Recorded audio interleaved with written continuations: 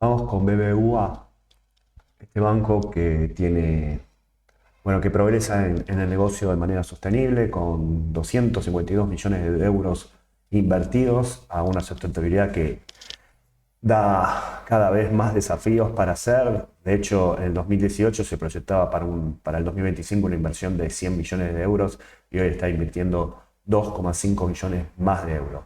La idea es la acción climática en un 38% y la segunda es la inclusión financiera a los ciudadanos. Los destinados están en empresas, fondos destinados a retail y fondos destinados a la banca corporativa. Iniciativas para la inclusión financiera y sustentable, es mejorar la experiencia de colaboradores sin cliente en un línea con su plan de renovación inmobiliaria. Lleva, bueno, 3.500 millones de pesos en la Argentina en remodelación de 10 sucursales, que incluye obra civil y equipamiento, inversión en tecnología y seguridad.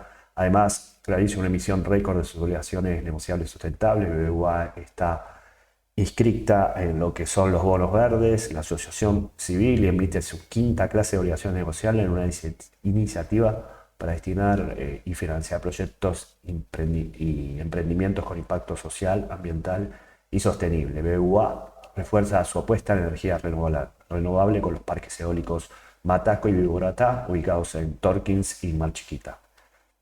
El grupo BBVA, que pertenece a Vizcaya, en español, tiene el 66,5% del control, ANSES tiene el 7,6%, el 11,35% flota en la bolsa de Buenos Aires y la bolsa de Nueva York flota alrededor del 15%. Además tiene BBVA Asset Management Argentina, que es para manejo de activos, o fondos común de inversión, PCA Financiera, Volkswagen para los planes Rombo, consolidar que no existe más o que se está liquidando, Rombo también, compañía financiera para préstamos, BBVA Seguros, Interbank, Play Digital para parte, bueno, de modo que en realidad lo comparte con otros bancos y OpenPay que también lo comparte con otros bancos en la tecnología. Uno es Mercado de Pago y otro es del modo, ¿no? Bueno, una cosa más, a ver qué tenemos. Tenemos que el banco tiene un rendimiento que está por debajo del sistema, está en 23,4, el sistema de 26,9.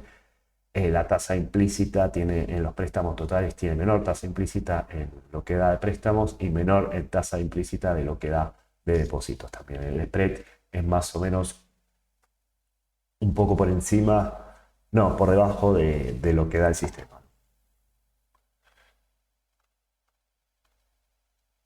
Bien, ahora sí vamos. El ejercicio 2024 acumula un saldo positivo de 270,4 billones, un 16,3% mayor a la carrera del 2023, principalmente por resultado por baja de activo a costo amortizado. Esto en realidad son los pagos de duales que se hicieron en julio o en junio, el mes pasado, ¿no? El tercer trimestre lo hicieron todos los bancos. Perdón que me interrumpa a mí mismo. Ahora sí, en el tercer trimestre, el 2024 en particular, da 99.673 millones, siendo un 235% mayor por RedCap principalmente y en realidad por la baja de inflación que hubo entre el tercer trimestre de este año contra el tercer trimestre del año pasado, ¿no? Acá RedCap, como vemos, hay una diferencia de alrededor de 300 billones de pesos. En el total, si bien todavía hay un rezago de este rubro de alrededor de 150 arriba. La cuestión que los resultados de este periodo son casi 4 veces, o sea, el tercer trimestre en particular, mayor al año pasado. Los puntos destacables: 21 del 8, el directorio aprobó el nuevo programa de obligaciones negociables por hasta 500 millones de dólares y el banco ha captado cuenta de blanqueo por un monto de 1.423 millones de dólares sobre un estimado del todo el sistema hasta el 30 de septiembre de 13.000 millones de dólares, es decir, un 11% del total de blanqueo en bancos, que fueron a bancos, en el sistema financiero. Bien, esto lo tenemos.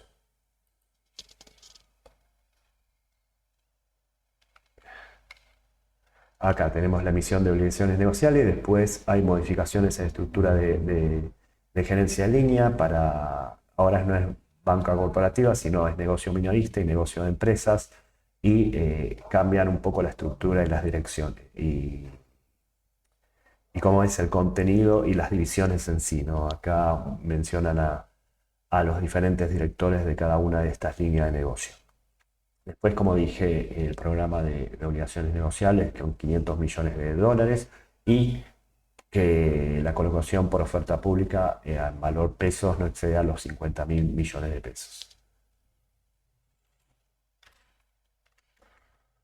En cuanto a los análisis del BBVA Research, se espera una caída del PBI de alrededor del 4%, aumenta 50 puntos básicos, era 3,5, y lo que sí también aumenta acá con más optimismo 100 puntos básicos es la expansión para el año que viene. En cuanto a la inflación, se estima en 120% para este año, el año pasado fue 211.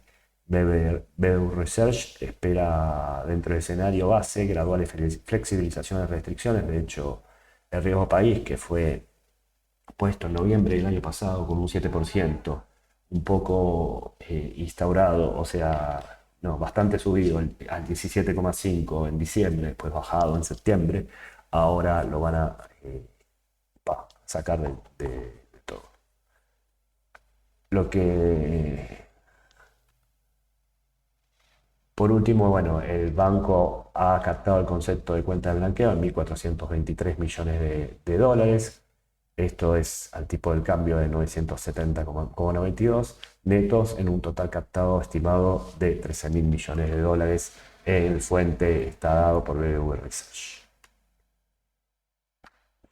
La digitalización, por último, está en un 92,6%, los clientes digitales son 2,59 millones, los clientes mobile aumentaron un 7% y el 83% hace sus operaciones por vía digital. El margen de bruto de intermediación financiera de intereses da 2.268 billones, bajando solo un 0,7 anual. En ingresos por intereses, ajustes cláusula SER tiene una suba del 62,9, pero bajando en el comparativo trimestral un 30,2 por la baja de inflación, sobre todo en este tercer trimestre. Pases activos subiendo un 70,5, aunque en desaparición. Y por títulos públicos bajan un 77,6. En ingresos por intereses se destacan los intereses de plazo fijo, bajando un 59,2% por menor volumen en el año, pero subiendo en el trimestre. El margen bruto por comisiones da 204,2 billones, bajando un 2% por ingresos de operaciones de comercio exterior.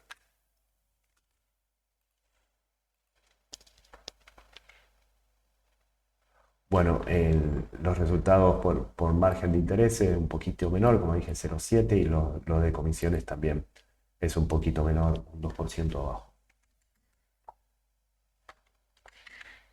Tenemos en el desglose que por cláusula SER vemos que acá hay una baja, esto por la tasa de inflación, pero es bastante más alto hasta septiembre. Los primas por pases activos vemos que desaparece prácticamente, y después siguen títulos por intereses por títulos públicos, que es lo que hace que se tengan menos ingresos que el año pasado, porque bueno, esto hay una transferencia de títulos del BCRA al Tesoro.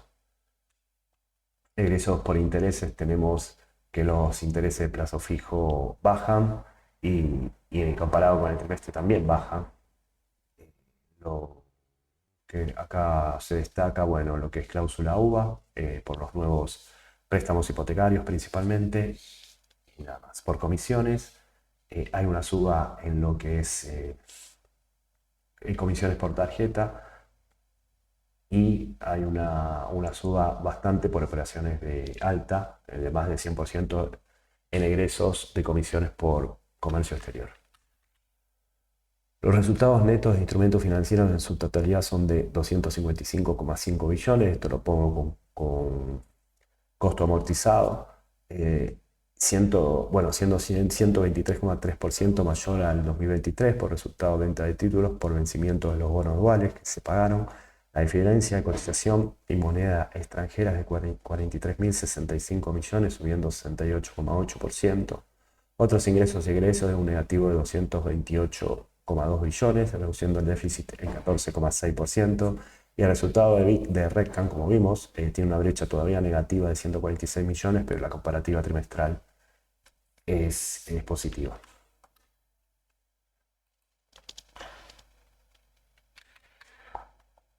Bien, en los resultados, instrumentos a cambio a valor razonable, tenemos que más o menos son igual, un poco más de resultados de títulos públicos, pero el amortizado por el pago de la venta de estos títulos públicos duales, hay un acumulado de 150 billones contra un acumulado de solo 7.388 millones del año pasado.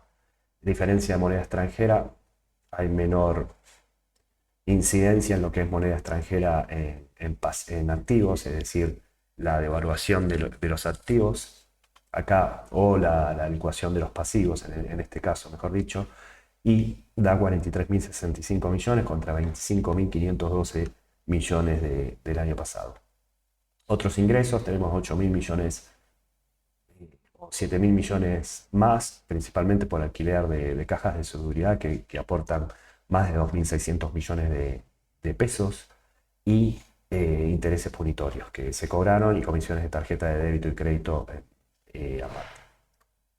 Y en los que es otros gastos operativos hay también menos, por eso se reduce el déficit. Esto es por menor pago de impuestos de ingreso o menor imputación en impuestos sobre los ingresos brutos. El cargo por incobrabilidad suma 123,6 billones, una suba del 10,1%. El costo de riesgo, que es incobrabilidad préstamos, en los 4 últimos trimestres va de 2,14 a 3,31. El índice de cartera irregular es 1,18, el año pasado fue 1,42. La ratio de cobertura es 153, el año pasado era 186, pero ahora hay más volumen de préstamos, por eso baja la ratio de cobertura. Bueno, tenemos los cargos de incobrabilidad que suben alrededor de 12.000 millones. Esto para un poco viendo las carteras del cargo de incobrabilidad. Tenemos que el costo de riesgo sube de 2,14 a 3,31, pero la cartera irregular que hoy se cuenta baja de 1,42 a 1,18, siendo tanto la baja de la cartera de consumo irregular y la cartera comercial irregular. Después volvemos a ver este tema cuando veamos los préstamos. Los gastos administrativos acumulan 392 billones, bajando un 1,9.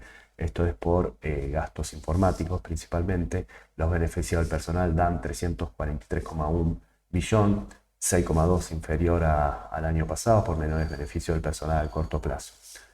La dotación es 6.278 empleados, subiendo 4,4%, y bajan 3 sucursales, eran 2,42, ahora es 2,39. La ratio de eficiencia resulta 59,7, el año pasado, este será acumulado, ¿no? El promediado era 63,8.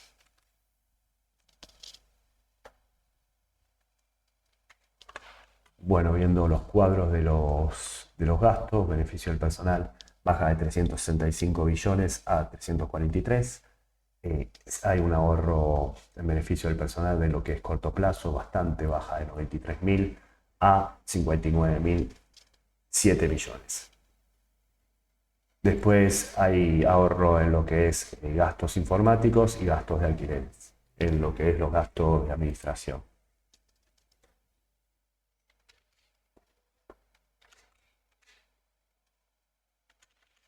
Viendo la cantidad de empleados, sube de 6.011 a 6.278, las sucursales bajan de 243.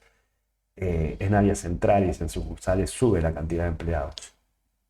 El ratio de eficiencia acumulado baja de 63,8 a 59,7, y si se compara trimestre contra trimestre, el ratio de eficiencia del año pasado fue de 82,4, bastante alto y no es positivo cuando los gastos ponderan más que... En realidad no ponderan, tienen más ponderación que este año sobre los ingresos por margen de intermediación. Quiere decir que el margen de intermediación era menor. Los ratios de eficiencia trimestral de este trimestre está en torno al acumulado 59,2%. Bueno, la parte más jugosa, ¿no? Los préstamos dan 55.432 billones y suben 30 interanual. En moneda local crecen un 16,4, y en moneda foránea, que es el 15,3 del total, suben un 190,9 por el blanqueo principalmente. El market share de préstamos está mayor, 10,35, pasa a los dos dígitos. La exposición del sector público da 2.633 millones y sube en 72,4, siendo esta el 21 de los activos. El año pasado era 12,7, pero no se contaban las LELIQs. Los depósitos dan 8.530 billones, subiendo 6,4. Los depósitos en moneda nacional suben 6,3. Los depósitos en moneda extranjera, que son el 38,5, suben un 102,2%. El market share de depósito va de 7,13 a 8,67. Bueno, haciendo la navegación por depósito y todo eso, digo por préstamos, tenemos que suben un 28,7. Hoy la relación préstamos-depósito supera ampliamente el 60%. Y tenemos lo de moneda extranjera que avanza bastante. Hoy en moneda extranjera se tiene 866 millones de dólares contra 267 millones de dólares del año pasado. En cuanto al depósito en moneda nacional, hay aumento de adelantos, hay aumento por documentos, no hay aumento en hipotecarios, hay aumento en prendarios y en personales casi un 50%. Bueno, acá tenemos los personales, que es lo que se destaca. Como los préstamos, bueno, este es el market share, los préstamos en el sector es 10,35 y se destaca lo que es consumo, ¿no? Préstamos al consumo y después otras producciones. En cuanto a la exposición hay que descontar la LELIQ, por eso la exposición de este año es mayor. Si ponemos la LELIQ en los instrumentos, este importe da alrededor del 25%. Del año pasado hablo, si no es 21 este año contra eso. Bueno, los depósitos bajan en general lo que es depósito en moneda nacional, pero el que más pondera es plazo fijo y sube trimestralmente 34,8% y 6,3% en el año. En cuanto a moneda extranjera, sube la caja de ahorro un 120,8%.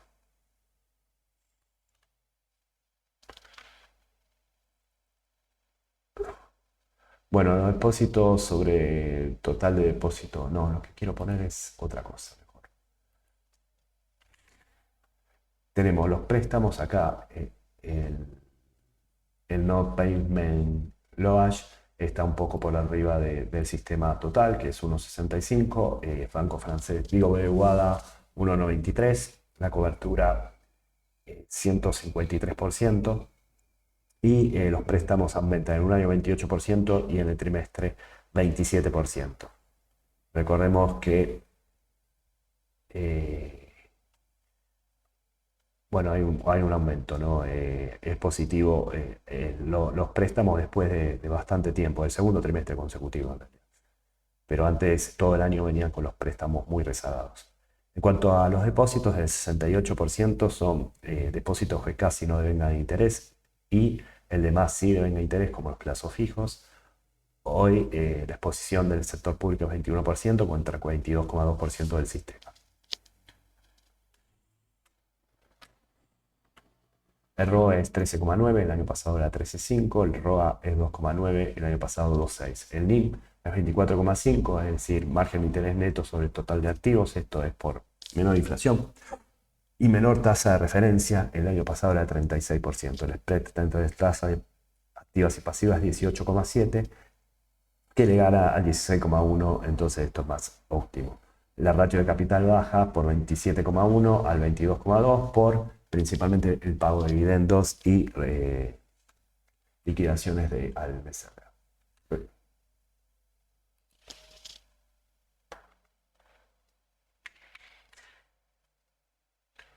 Bueno, tenemos NIM que va de 16,1 a 18,7 en el total. Esto da por los activos rentables. Si tomamos el spread, es mayor justamente por la tasa de activos rentables contra la tasa de pasivos. En lo que es en pesos, el spread es 13,4, el año pasado era 5,1 y el NIM era un poco menor por la menor tasa de referencia en realidad. Y en moneda extranjera es 3,7 el spread contra 2,2, es decir, los activos rentables contra los pasivos rentables.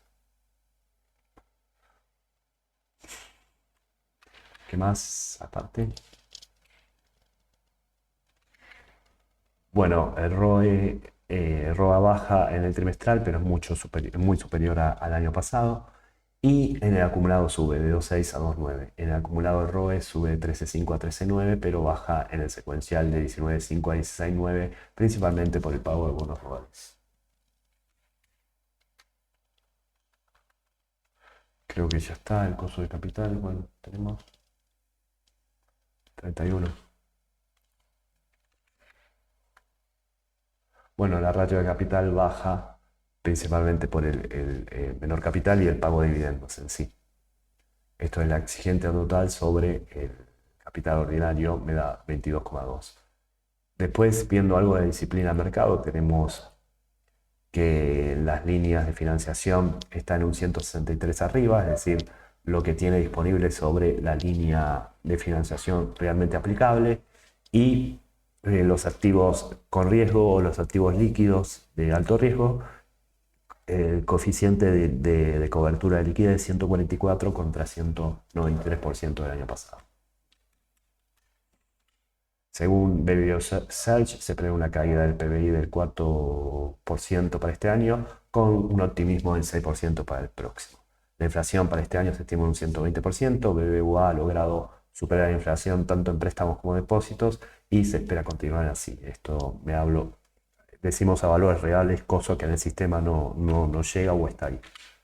La liquidez es del 67,31%, el año pasado era 76,63%, la solvencia baja de 24,53 a 23,52%, el valor del libro es 3.842, la cotización es 6.170, la capitalización es 3.180 billones, la ganancia por acción es 441,3 y el PER se mantuvo en el trimestre lo mismo, con un aumento del 25% en este trimestre, que es mucho mayor que la inflación, ¿no?